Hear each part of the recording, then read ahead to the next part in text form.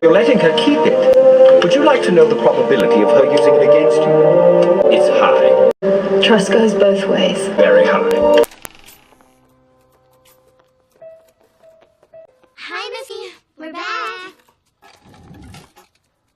Hello.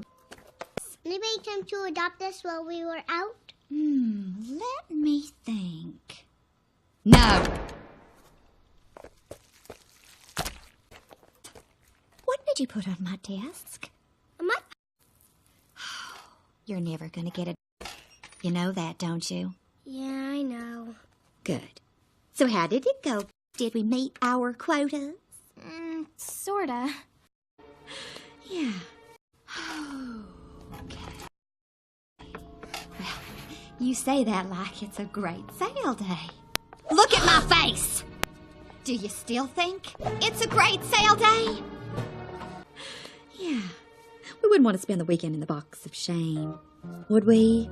No? No, Miss. Okay, good. Off you go. Go clean something of mine. And this is the part where you apologize. This is the part where you leave. What did you put on my desk? Can I have this? Can I take it home? It was made for my mother's figure. I won't be alone. Where are you off to? To church. Wouldn't you like to come? I'm not far get all dolled up and go trotting off to church. Stop it. It's the carpenter Joseph and his son. They were working. The son got upset with the lies of the politicians. And then when it became unpleasant for the leaders, they got him mixed up in something so they could execute him. The mother I feel the most sorry for. Stop it.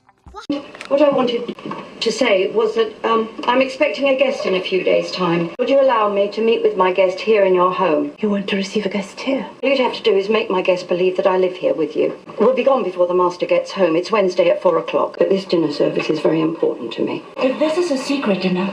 I just don't want the person in question to know I've no family about me, and I have no wish to explain why I don't open my door.